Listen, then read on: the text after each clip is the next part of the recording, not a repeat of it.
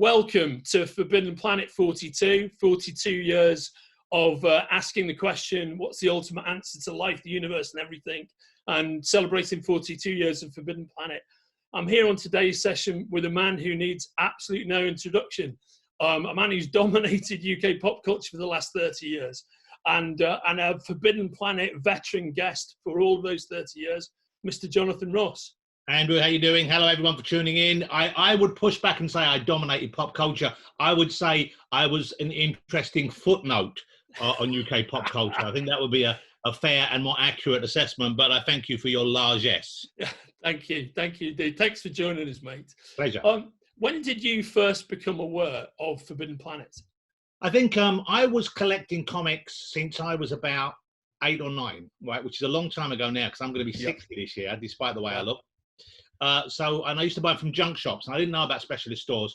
And then somehow I found out about a local comic store, which used to be run by a guy called Alan Austin, and we traveled all the way to that, and it was called Comic Showcase, I can't remember now. And I worked there on a Saturday job for a little while, which was amazing. It was amazing to be paid even a small amount to look at comics. So that's how I found out there were specialty stores.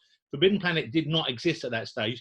The only one in London that I knew of, the big one, was Dark They Were and Golden Eye in Berwick Street. Yeah. I went there once or twice, and then it shut down rather tragically. And I remember there being a joyous, wonderful kind of 2 or 3 weeks where they were having massive reductions and everything while they were clearing out their stock. Yeah, and you could go around, you could see stuff we'd never heard of before, like Robert Crumb collections, you know, which were imported from the US, and they were a fraction of the price. And they were the only place that only where you could buy import comics.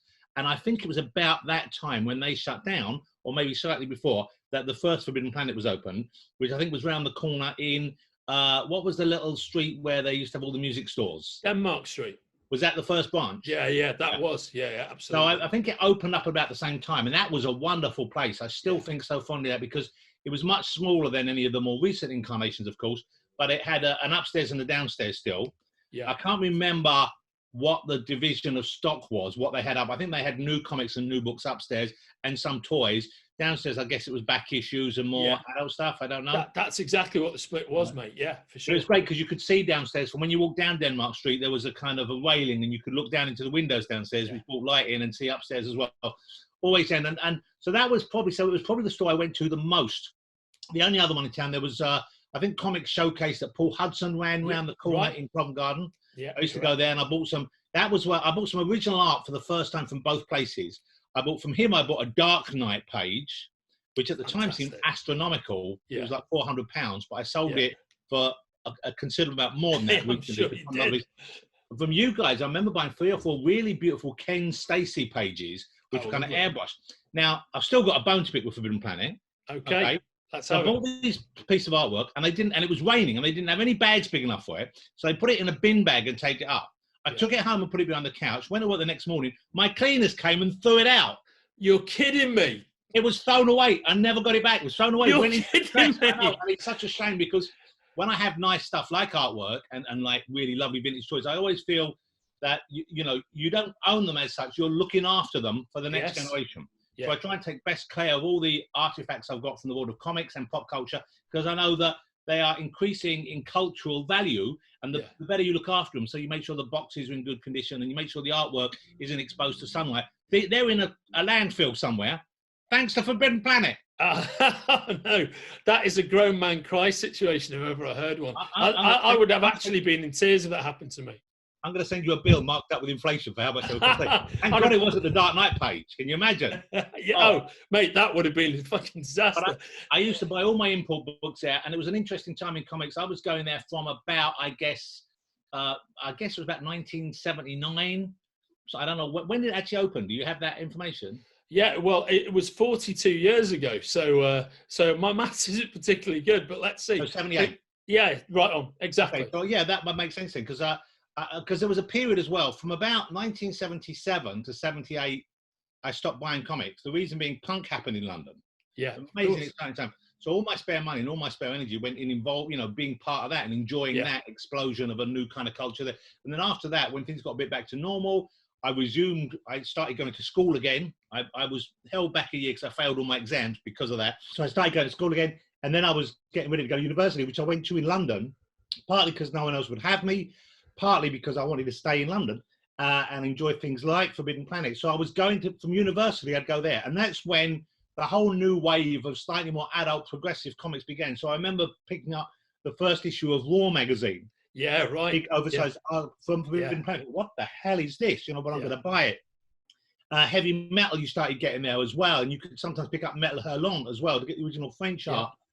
It was such an exciting time. Meanwhile, Des Skin was publishing Warrior, which you could actually buy in newsagents, but if you missed an issue, you could pick it up at Forbidden Planet. That was such a great comic. Amazing cast of talent he had there, and you know that Miracle Man one is still just extraordinary. Oh, it's unbelievable. And of course, V for Vendetta as well, two of Moore's greatest achievements. Yes, yeah. So it was such an exciting time to be reconnecting, and there was a lot of new books coming out and new publishers. And the only place you could see and find them would be at a store like Forbidden Planet, which was my store of choice. So you go there and you get stuff like Nexus by Steve Wood. You get all the Eclipse books were coming out.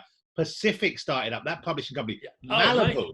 I mean, a weird range of publishers that all just, you know, there'll be books like Bill Willingham's Elemental, of course, because he went on to create Fables, but back then he was writing and illustrating. He was pretty good, I thought, even though I spoke to him a while ago and he said, no, the art was terrible. I think it holds up fairly well. But all of these kind of like fringe input books, and you'd see new things as well come out. Teenage Mutant Ninja Turtles. I remember seeing the first issue oversized and thinking, I'm not buying that, which I kind of regret now. And you'd keep up to date with the new Marvel and DC, and it was an interesting time there as well. Cerebus, it'd have all that stuff going in. I never got into Cerebus. Lenny Henry was a big Cerebus fan. I never got into Cerebus at all. I still haven't really got into it. I look at it and it seems it always felt a little heavy-handed to me.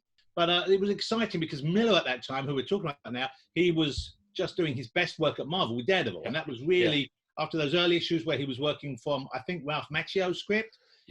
And then he began to write himself, and then he had Jansen came on board as the inker, and there was that kind of golden age of books. We had Dark Knight come out from DC, Miller, when he moved over there. Before that, of course, Epic brought out Ronin, which was a mind-blowing, I think kind of undervalued, underappreciated book. Couldn't agree more.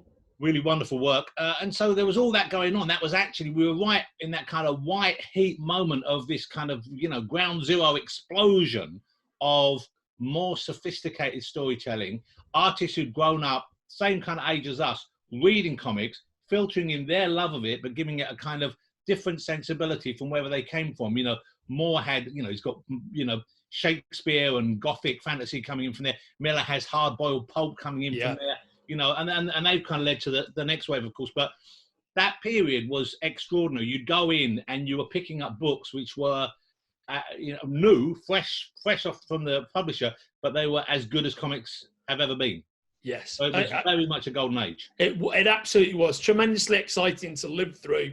I had a very similar experience myself, you know, just every month there'd be something, be something fresh and surprising and exciting. The challenge was finding the money to keep up with it.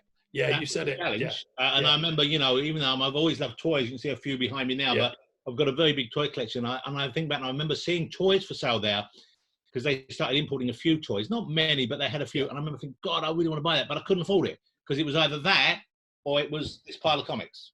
And the comics always won. But I remember them being a couple of the Mattel Shogun Warriors that were like, that shampoo bottle plastic this big.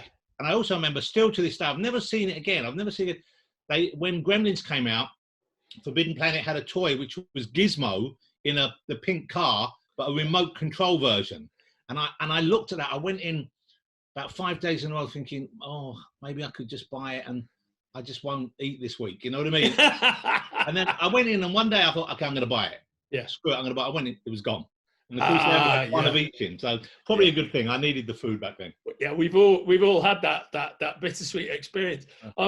Did you ever spend much time? Because of course, you know, you've got a massive interest in comics like all of us, and you know, massive interest and authority in movies as well. Did you spend much time in Forbidden Planet 2?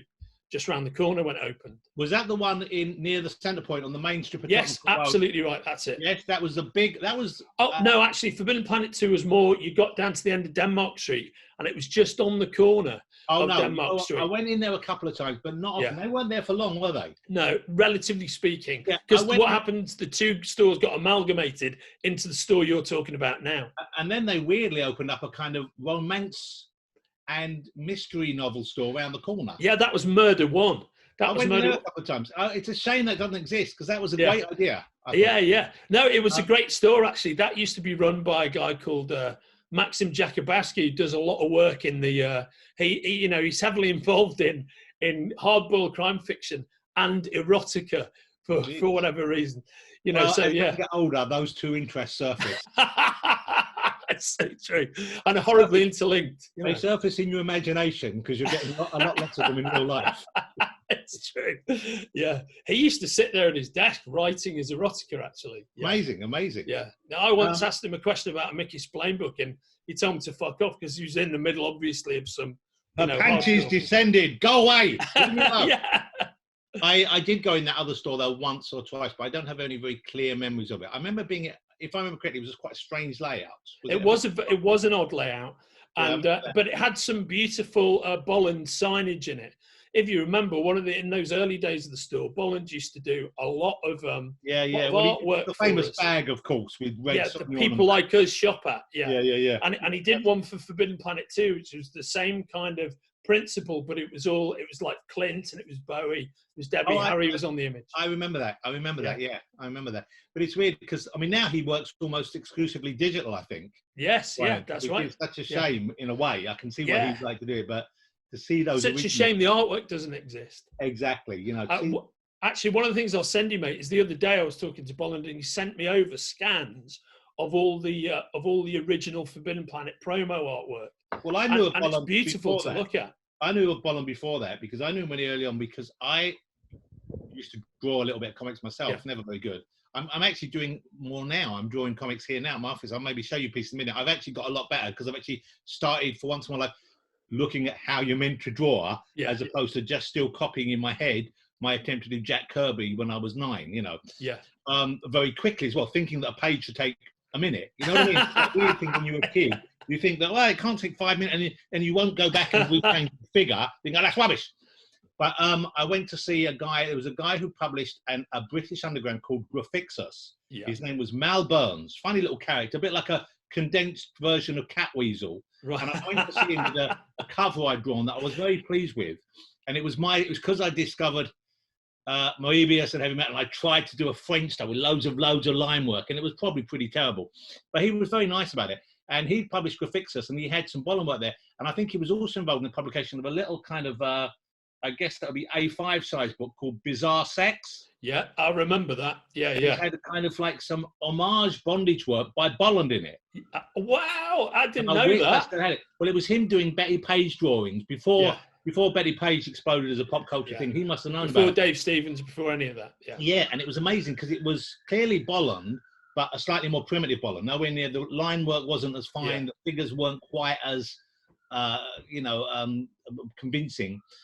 So I remember seeing that thinking, wow, this artist is great. And there are a few guys around that time who I bumped into who went on to be big stars who were just finding their way. I remember helping out when I worked for that comic shop I mentioned, Alan Austin. He had John Bolton come round one day. Oh, this was before Bolton had done any American work, but he had done work for the Des Skin, once again published House of Hammer magazine, which had some exquisite stories in, mainly by Bolton, some by some of the Spanish or Philippine artists, I think, I'm not certain.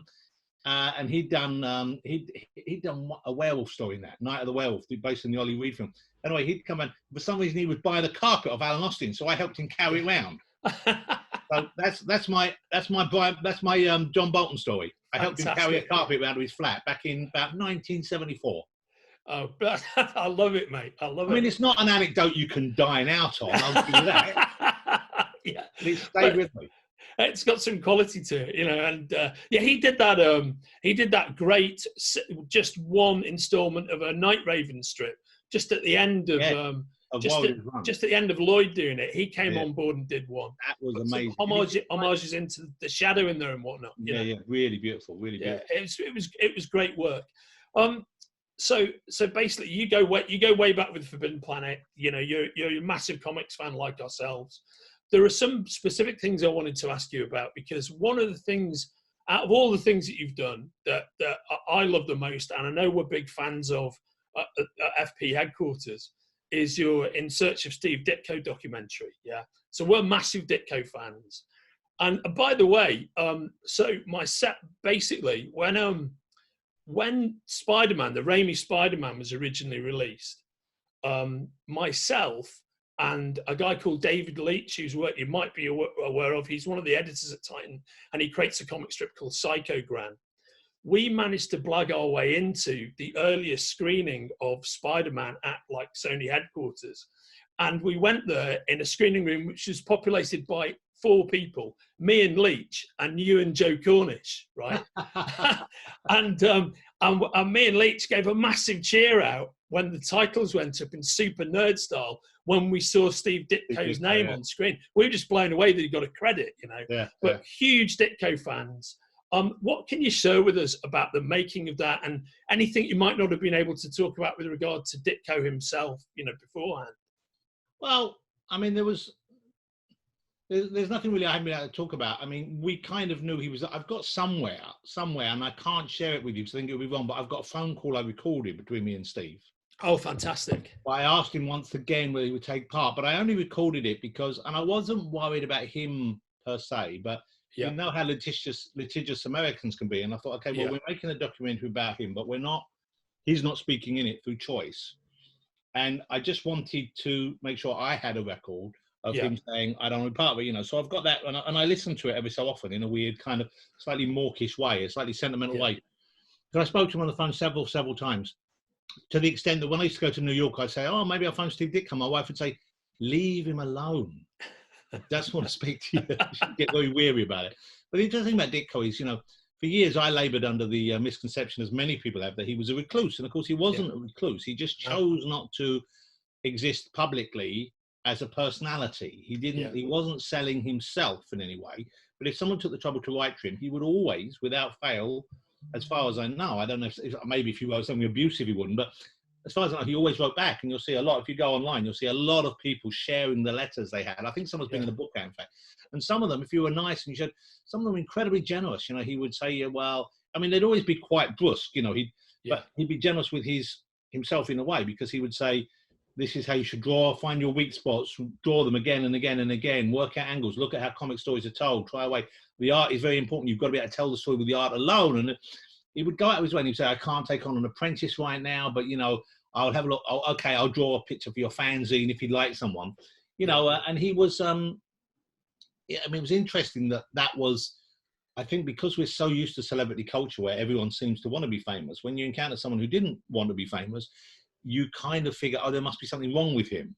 And of course, then I came to the conclusion over the years that maybe there was something more right with him than anyone else. You know, the fact that he understood giving that away. And as you probably know, you know, now that he's gone, his brother and his nephew are working on bringing out some new material, and they're sharing pictures of collection of Mr. A. Yeah, his nephew Mark, you know, and it turns out Ditko is a dedicated family man, and there are scores of pictures of him with his family. Which I kind of knew, and I knew he'd been ill for a while as well. When I went into, I'll tell you one thing that happened, which might be interesting. I had with me a beat-up copy. Well, it's beat out. It's probably still worth a fortune, of Amazing Fantasy 15 and a few of his other earlier books, and I had them with me. And when we knocked on his door, I went up there with Neil. I mean, I was doing the documentary. Neil was being interviewed, and he happened to be in New York that day. I was doing Neil was in New York to talk to DC about maybe doing some more Sandman, which didn't happen at the time for reasons which, you know, it's up to Neil to say. This was when Paul Levitz was still running DC. So I went to DC to interview Paul Levitz because he'd worked with Ditko on Stalker. So he had a working relationship with him over and above just the fact that Ditko had created Creeper and Hawk and the Dove for DC. And we were interviewing a few people at Marvel, Joe Quesada and a few other guys at Marvel, Tom Brevoort, I think, I can't remember.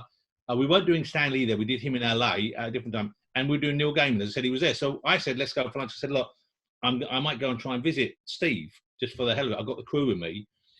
And he said, okay, I'll come along. So we went together. And when we went upstairs, I had that pile of books with me, which I've been using in the interviews a little bit to talk about, you know, how comics, some stuff that didn't get used. And so I said to Steve, I said, have you got any old work? Do you want this? I offered him the Amazing Fantasy 15. He went, oh, and he looked, he told me, he said, you know, they got the colors wrong. I said, what do you mean? He said, well, when I drew that, when I came up with that costume, I wrote that he should be orange and purple. What? What? And he said, and I think he said, no, I might have imagined this next, but I know he said that.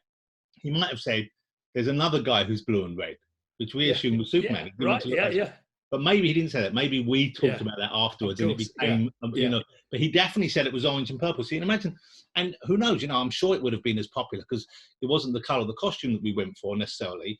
But I don't know whether orange and purple were rejected because they would have printed murkier back then with that cheaper pulp paper, or whether they just thought blue and red are more striking, and we haven't got a blue and red character at Marvel. They had the blue costumes on FF, but they didn't have anything that bold. But either way, pop culture, the landscape would have been entirely different. Just vastly different. But then you never know, because, you know, when you think about it, we forget now, but Daredevil, who is kind of never really broken through on screen in a way, because there's never been a good film or particularly good TV show. That was fine, but it wasn't great. But that red costume, of course, only appeared after issue 7, 8, or 9 or something. You know, initially it was that Bill Everett designed, or Wally Wood designed, yellow and red. Yeah, Bill Everett designed the yellow and red, and then Wally Wood designed the red. But they were red, So maybe it would have changed over the years anyway. And then I said to him, "Would you want this?" And he went, "No." He said, he looked, and he sort of smiled, and he held it. So I've got a copy of Amazing Fantasy 15 Knockaround that Steve held. And he said, no, he said, "You keep it. That's worth a lot of money these days." He said, "Hang on," he said, "but I'll give you some of my new books." And he went back and he gave Neil and I a pile about this big, of the new stuff he was publishing with the help of Robin Snyder. Yeah, right. Kind of, you know, some great stuff in there, static stories in there, and weird. I think there was a Mocker story in there that was a backup character in Charlton. But it was, you know, such a lovely gesture, and I thought, what a friendly thing to do, especially as we had, and he knew who Neil was as well. I said, "This is Neil, he writes comic books." I don't even know. So obviously he knew who the new wave of people were. He knew what was going on in comics, but he kept his opinion fairly much to himself. Whether or not he approved of some of the new writing, because he liked it to be, I think, more clear-cut that man was striving to be the best he or she could, you know, using man as a generic term for humans. But so the complexity or the kind of grey area in modern comics might have been not to his taste. But I mean, I'm very, very pleased I got to meet him, certainly. Oh, amazing. Yeah, I think it's a beautiful piece of work, that documentary. I don't know anybody.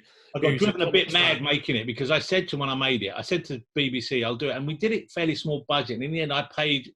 I think most of my fee went towards helping get it made, really, because we ran out of editing time. And I said, "We're gonna keep doing this. I'm gonna pay for it." Yeah. And the people I worked with they were nice enough, but they didn't quite get it, because I said, "I do not want panels on the screen. I don't want it to be like me and Neil walking down the road in a comic panel and it pans it." And when we show the comic art, I want it to be shown the way you read it. I don't want us to be leading the eye like that, because that isn't what it was designed. It's designed to be for you in your head to choose the points to go to first, not a camera to show you. Same reason I don't like pan and scan movies. You know, if they're not shown widescreen, I'd hate it when they do that. And I also said, you know, I won't use pow, wham, smash, none of that bullshit. And I wanted to feel like a film, a documentary you'd make about a respected filmmaker, you know, or someone who is seen within our kind of weird pop culture world as being like legitimate, when comics were not seen as legitimate. And I got driven a bit mad as well by them, because I mean, some of the things, it's very odd, because when you're a comic fan, you just know stuff that other people don't. So, for example, I went into one of the edits, and I'd given them directions and changed, and I said, "No, it's got to start like this, moment start like this." And there was there was a John Romita Spider-Man cover, and I went, "Guys, what's that doing there?" And he went, "Well, it's a really good cover." I said, "Yeah, I know it's a really good cover." I said, "But I told you specifically what issue Ditko left on, and I also told you the qualities in Ditko's work that make it a Ditko page." I said, "That's issue 60 or something." and it's John Romita. It's not Ditko. And they were kind of like, "Well, does it matter?" Yes, it matters. It fucking matters. And even stuff like where they would play music that was, I made sure the music in the background, all the scenes, was from the period that those comics were created. I kind of hate that in documentaries. I hate when you're watching a documentary and it's set in 1969 and there's a pop song from 1975. You think, it didn't exist. So we just took a level of care over it, which I think the subject matter deserved, you know, and certainly I do get a fair amount of feedback from that still, from people saying they like it and they appreciate it. And I think people, they like the Stan Lee section, because I did push him a bit hard on it. You really did. Well, I think we got away with that, because he only agreed to do it. I declined being part of a Stan Lee documentary years ago, which I feel bad about now, but I declined when they were doing something. He wrote to me personally. He didn't know me, but I got a letter from him. And I declined because I was so angry at that time. And this was before it became more common. I was so angry at the lack of credit that Kirby was getting. Yeah. And I had tried to get Melvin Bragg to do a South Bank show on Jack Kirby when he was still alive. And when he died, that would have been great. Maybe. I mean, it might have been shit. You never know, because when they approach comics in the wrong way. Oh, it's terrible. Yes, you're right. Yeah. Kirby wasn't a kind of, the thing about Kirby was he clearly, I've seen a lot of interviews with him, he wasn't a showman, and he wasn't particularly interesting to hear him talk. No. Yeah. I mean, he was, you know, obviously he's an unparalleled genius, his work on page and his creativity, but when you hear him talk, he's quite modest and he's quite quiet and he's quite unassuming, and he speaks in fairly short sentences about what he's doing. And if you are very, very familiar with his work, I think you can extrapolate and work out what's done. But normally it's just, you know, it's quite condensed. It's not engaging in the way you kind of need it to be, and the way Lee is, because Lee's a showman, a huckster, and all that. So I turned him down. So I felt bad. So I wrote to him and said, look, we're doing this document. I didn't mention that. I'd hoped he'd forgotten. And I think he had. And I said, we're doing this thing. And because it was for the BBC, and because he was married to Joan, who's also sadly no longer with us, and she was English, I think she said, oh, you should do it at the BBC. You know, it gave it a certain, credence. I mean, you know, even when previously I'd made documentaries for Channel 4 in the past, and often when we were filming in America, we'd claim we were working for the BBC, because no one had heard of Channel 4. So say, we're doing this incredibly strange film show for the BBC, and they go, okay, it would open doors for you. But no one heard of Channel 4. No one's heard of ITV over there. No one's heard of Sky, really. So I think it was because we were officially doing it for the BBC that he was okay to do it. And on the morning we were doing it, he turned up on time, on his own, looking very dapper, remarkably fit for his age. And I was immediately overcome with emotion, because Stanley, despite my concerns, and I still feel like, you know, he could have been more generous, but I think that was the way he felt. That was what he believed. And he was a genius. You know, what he created with those other artists was extraordinary. And I know he couldn't have done it without them. But at the same time, they never had quite the same level of success without him. Yeah. Quite. You know, I mean, Ditko and Kirby still went on to create more interesting things than Lee did on his own, in my opinion. Yeah. But he turned up, and here's the interesting point is, he turned up, and we were waiting for his attorney to arrive, because he wanted to do the interview. He'd been told at that stage in his life he should do interviews with a lawyer present. And the lawyer got stuck in traffic. And then he said, I can't make it. There's been some sort of accident on the freeway. And Lee said, can we do this another day? And I said, well, no, because we're going home tomorrow. She said, well, let's do it anyway. So I suspect one of the reasons why we were allowed to use that and get that was the good fortune that there wasn't an attorney there to say, Stan, maybe you shouldn't say that, and we shouldn't do that. Yeah. And at the end of it, we got him to sign the thing, and he was going, oh, I don't know if I should sign this. You know, if you pushed me pretty hard, then I went, well, you know, we will not use it. We will not misrepresent you. I will use it legitimately. I will give you, you know, which I did. I used the whole chunk with me saying at the end, I respect your opinion, even if I don't agree, or something like that. Yeah. So I was pleased we did that. And I hope it wasn't a cause of any grief for him, because, you know, I was very pleased to hear him have the chance to say, to answer someone who actually said to him, but you can see why, by you just saying to Steve, I'm happy for him to be considered the co-creator. That is not the same as you saying he is the co-creator. And the thing is, we got to the crux of it, which is Stan did not consider him the co-creator. Yeah, correct. And that's fine. That's fine. We weren't there. That's Stan's opinion, in the same way that Steve's opinion clearly was, I co-created this. Yeah. And my opinion, if you're interested, is I side with Steve on this. But ultimately, we only have their opinion. We get Steve's opinion from what he wrote and drew in the Robin Snyder books.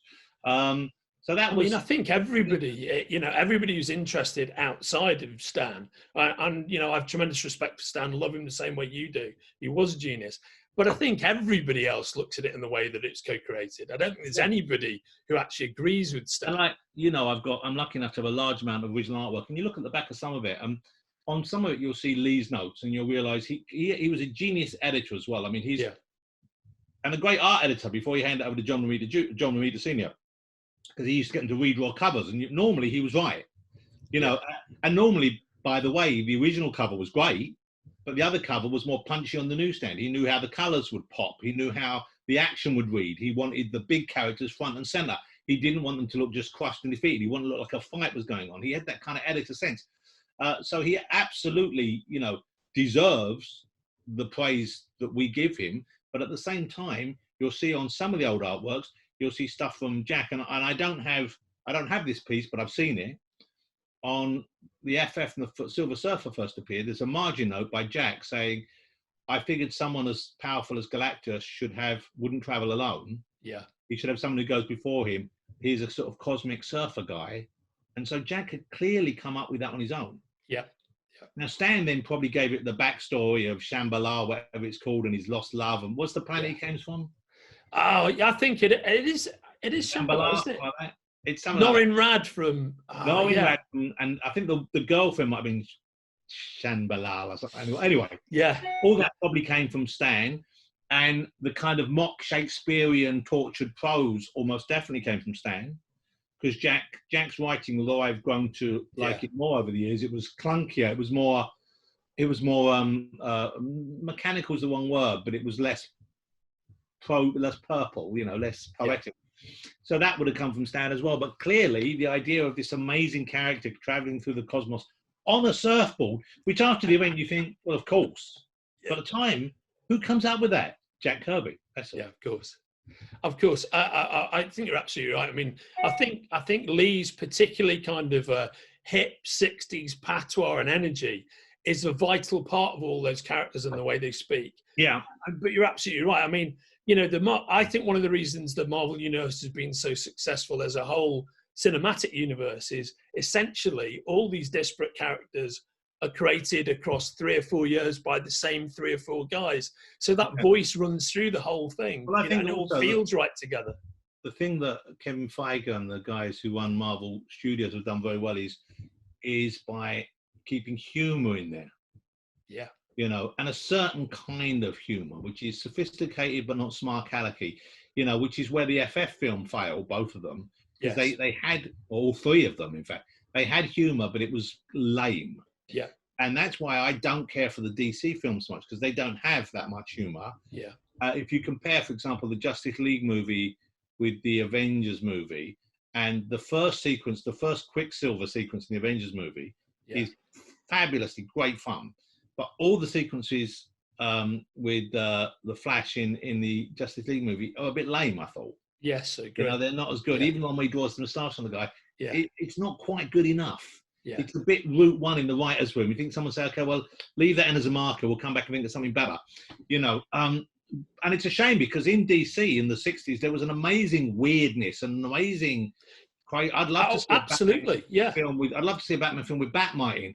I'd love to see Bizarro crop up in the back of a Superman movie. That would be extraordinary, especially the way Alan Moore then reworked him as that tragic, tortured character. What a brilliant thing, but you could have all the fun early on. But Warners, I think, just do not understand what they're sitting on. I mean, I was talking to, I'm going to name drop for you now. I had Guillermo del Toro around my house a few years ago, and we were talking about, he loves Kirby. Yeah. He loves Kirby. He loves Wrightson. He loves other comic guys as well. We were talking about Richard Corben. He loves Corben.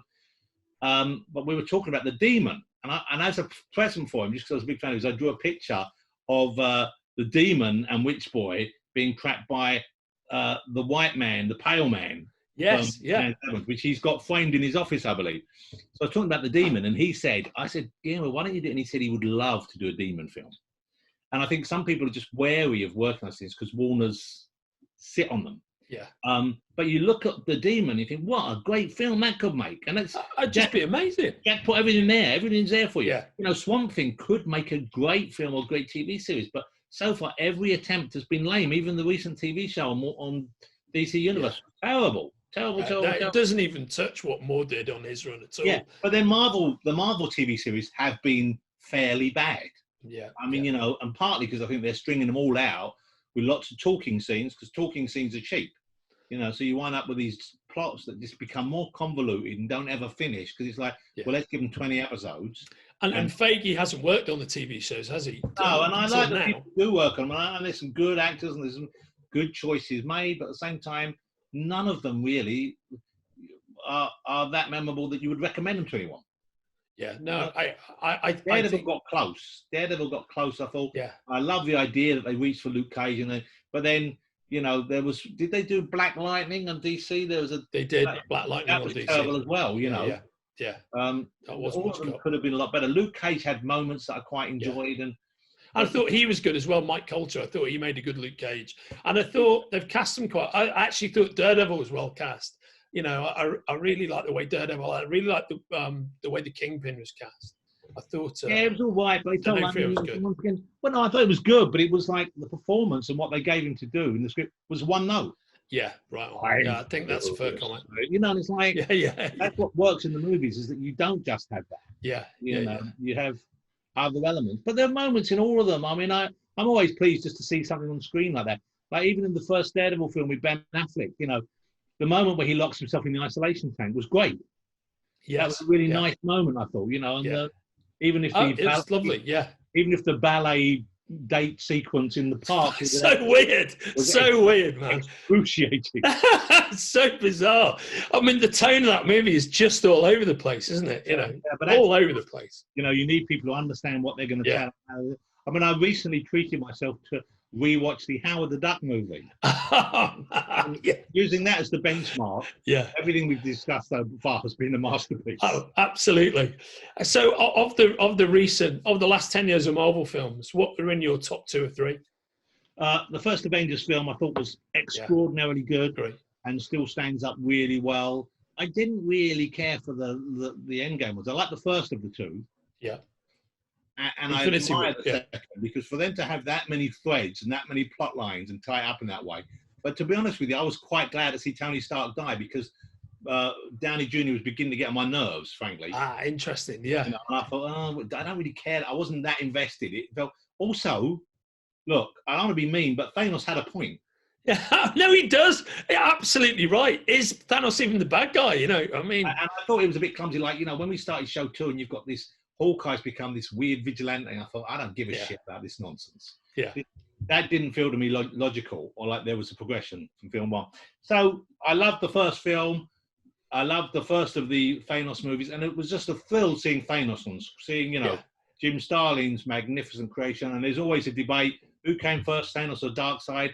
I imagine, rather like Swamp Thing and Man Thing, it was just in the ether at the same time. Yeah, they come from very different places, of course. You know. Yes. I mean, you know, Kirby's imagination and his interest in Judeo-Christian law and mythology informs Darkseid, and then you've got Starlin's experimentation in pop counterculture and presumably hallucinogenics and reading about death cults and so on, and interesting Asian religions that inform that storyline. So they're quite different, even if they're the same, because all those great big tropes of mythology and story eventually boil down to the same sort of elements.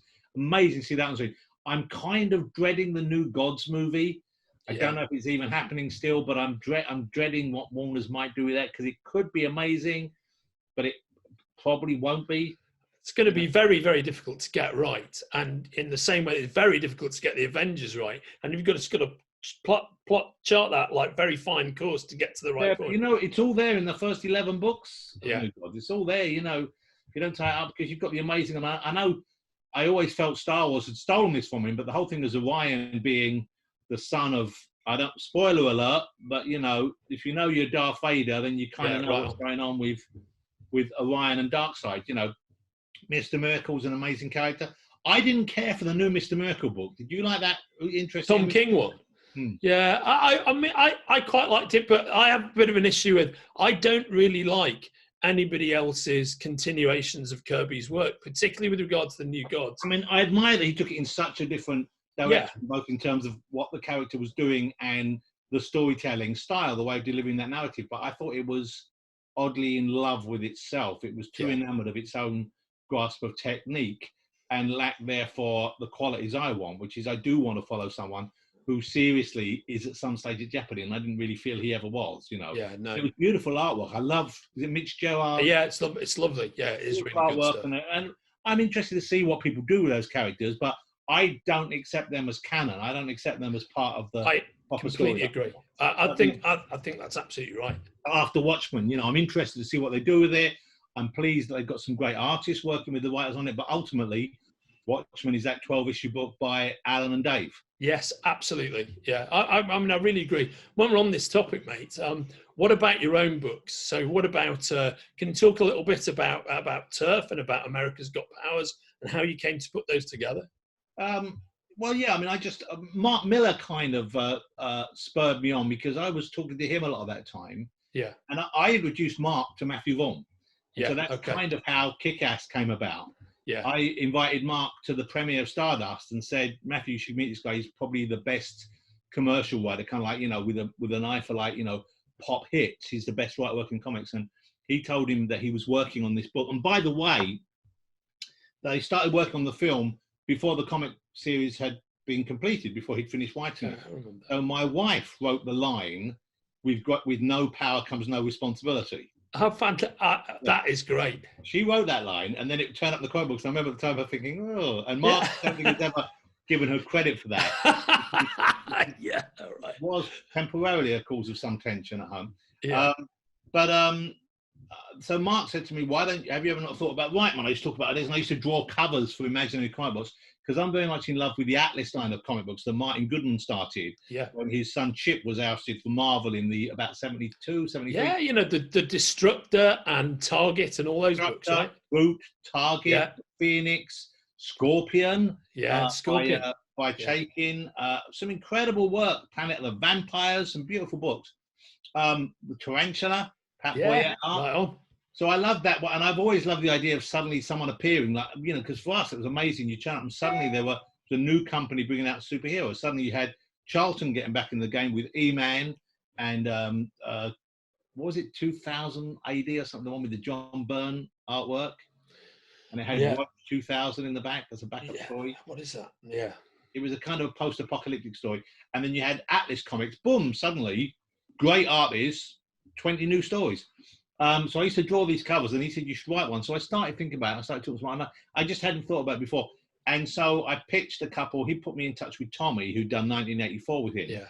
And I pitched 2 or 3 to Tommy, and he wanted to do Turf. That's the one that raised with him. So we did that. And I enjoyed doing it. I look back on it. It was too wordy, the early issues, but it was a good plot. And I did plot out the whole of season 2 of Turf, which happens 13 years later. Just in the run up to World War II. And it had the CIA trying to track down. We found out that Susie had been pregnant with Gregor's kid. So she has given birth to he's now 12, and he's just coming to fruition, and he's struggling between whether he's a vampire or human. But he's more powerful than us. Meanwhile, she had taken care of and hidden the alien technology so no one could have advantage of it. But both the CIA and the Nazi Party, with their groups in the US, are trying to find what they know to be this super powerful technology. So it was quite a good, complicated storyline. But unfortunately, I fell out with Tommy over reasons which were, in my opinion, entirely his fault. I think Image would back me up on that, because we were doing my next book with him, which was going to be Golden Age, this retirement home for superheroes. Yeah, I remember that being announced. I've got the whole first issue he drew. Yeah. But we hit problems with, I mean, there were, in my opinion, as I said, you know, things weren't, they didn't move forward in the way that we had agreed. So in the end, I was forced to say, I felt I was forced to say, I can't do it with you. And I kind of had put so much energy into that.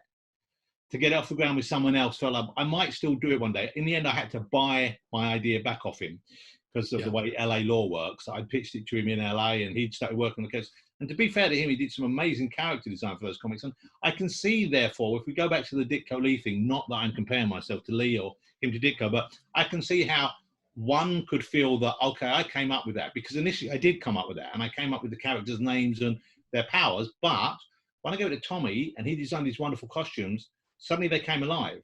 And then that inspired me to think, oh, well, if he looks like that, maybe he could do this. And then that does inform what you think of. So there is an element of co-creation, even though it does probably begin with one person. Yeah, right. I think if you're being fair, you have to look at that you are then inspired to create more and take it in a different direction because of what an artist brings in, if you're the writer. So that never happened, and that never has happened. I've got these incredible, because he is, as an artist, I find it very hard to fault him. He's phenomenal as an artist. Yeah, he's phenomenal, phenomenal. But I don't think he was in a place where he wanted to do a continuing story, and I just wish he'd made that clear to me, you know, or had understood that about himself. Then I did America's Got Talent. Did that great Rocketeer series, didn't you? Junior Rocketeers with him, right? With him, yeah, that was fun. Yeah, they came to us and asked if we do one. But I always find it hard because I had this idea. I suddenly got excited about the Rocketeer, and I worked like a 20-page story. But so in the end, I had to file up the ideas away because I love Dave Stevens. I love that period. I love the Rocketeer. Yeah, fantastic. Then I did America's Got Powers with Brian. So I love Brian's work on Authority and on Ultimate Avengers. Yeah. And he was great to work with. And I'm still very close friends with Brian. We talk a lot, and we keep thinking about maybe doing something. But he's doing that Batman series with Warren Ellis. And you introduced him to Samuel L. Jackson, didn't you? I remember. Yeah, because I knew that he had. I knew that he. had suggested to Mark that Sam should play thinking I don't think he ever got the credit that he deserved. Once again, it's easy because writers are people they talk to. They don't talk to the artists quite as much. So I made sure Sam got to know that, and he met Sam on the. We didn't use it on the show because it wasn't part of the show, but I put the copy out there for. I put the clip out there for Brian to be able to share it with people. And we keep talking about doing more stuff together. I was lucky enough to work with Ian Churchill, who I really love working with as well, on The Revenger. Yeah. Revenge book. And we have been talking about other books as well. And I see him occasionally. But once again, at the moment, if you hang on here, I'll show you this thing I'm working on. I'll bring you a copy. I'd love to see it, mate. I've been working on 2 ideas of my own. Let me try and find the artwork. Hang on. I'm just on the other side of my office. Okay, here you go. So this is 2 of them. This is the cover I've drawn, the rough first cover. But it's a bit more for a character called Tiki Pete, who's a man who's trapped in a tiki doll body, a souvenir. Oh, I love it. Look at that. That's very detailed artwork. I mean, that looks... That's really come on. Yeah, but then I've tried to change my inking style. And this is a character about a boy. This is the story I've done. So I'm trying to make it feel like a combination of a children's book and an early Marvel horror story, which is this boy. Yeah. Okay. I see I'm using more brushwork here. Yeah, absolutely. I'm doing that myself, but I mean, I'd much rather work with a professional artist, but, you know, that's more of a kind of hobby. It's like if I've got an afternoon clear and I don't have to do anything. Or say, for example, I was waiting to do this interview, I've got an hour, and I'm in early, I'll sketch for a little while. Yeah.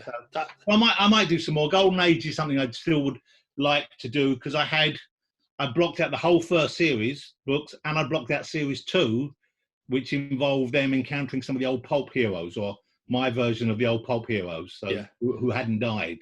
No, that would be lovely. I'm a big fan of the old pulp heroes, the Shadow, the Spider, Doc Savage. Having them in the book would be great. You've got to do that book, mate. It's such a great idea. Can we close out with what have you read recently that you've enjoyed? Well, I don't read as many monthlies. Anything that Ed Brubaker and Sean Phillips do, I love. Mate, yes, absolutely. They're the greatest. They're the greatest guys working today. They're phenomenal. Oh, they're amazing. Monster that came out from Image. There was a young woman who wrote it with beautiful artwork. I can't remember her name, but that's amazing. I very much enjoyed that. I'm trying to think of the other new books. The thing is, of course, we're just coming out of lockdown. I haven't been in a comic store. I haven't collected my pull list. I don't even know if you've still got it there for me. I'm sure we have. But I don't read that many. I'm just trying to think of the other books that have come out recently. That they're the last 2 that I remember really getting engaged with, because I've been spending a lot of time sorting my office out and doing DIY at home. Yeah. There have been other ones. I'm just trying to think. What are the other recent books? I say I keep up with Savage Dragon. Yeah. I keep up with most of the modern DC books. Yeah. I'll read anything that Brian draws. Yeah. Ian hasn't had anything new out for a while. He's been working on private projects, but I'll look at his stuff. I quite like trashy comics in that, like, I like stuff that's drawn by, what's his name? The guy who, Rob Liefeld. With his ridiculous, dysmorphic characters, With a big kind of comic style, big guns and big muscles. I still enjoy seeing that. So I follow him on Instagram and stuff like that. And he's an entertaining guy as well. He's an entertaining presence. So I like seeing that. And if an artist catches my eye, if I hear of a writer doing something new, I'll check it out. I'll always look at what Neil's doing. Of course. I'll always look at if Alan Moore does stuff. I didn't like the stuff he did, the more Lovecraftian stuff, mainly because I thought the art let him down a bit. Yeah. That he was working for that weird publishing house. Yeah, no, that's right. I think Ellis did some work for as well. And, but as I've got older, I don't particularly enjoy comics which are just crazily violent for the sake of it. There was a moment where that felt transgressive and new and interesting, and now it just feels tiresome and a bit self-referential. It's just going on an endless loop. But it's just that kind of when you see things which are too horrible and you think, really? Have you read Fractions, Jimmy Olsen? No, I've heard that's good. Mate, you've got to read it. You'll enjoy it. It's great. Did he turn back into a big turtle man again? There's a lot of that in it, I love all that stuff. There's a lot of that classic madcap 60s transformative Jimmy Olsen stuff. That's why, although sadly he's gone far too soon, but Darwin Cook, when he amazing re-delivered for us the kind of spiel of 50s and 60s DC, which I had never really loved that much. I liked it a lot, but I'd fallen in love with Marvel. So I'd fallen in love with the rougher, edge and the more kinetic energy and the kind of breezier chat that Stan Lee put into the book. And that was my go-to. So DC seemed to me sort of corporate and a bit staid. Although I did love the weirdness. You'd find something like, you know, like the rainbow-suited Batman and Batman and all that kind of, you know, any of the weird stuff. And Jimmy Olsen turning into a giant turtle man and Lois Lane turning into a witch, you know.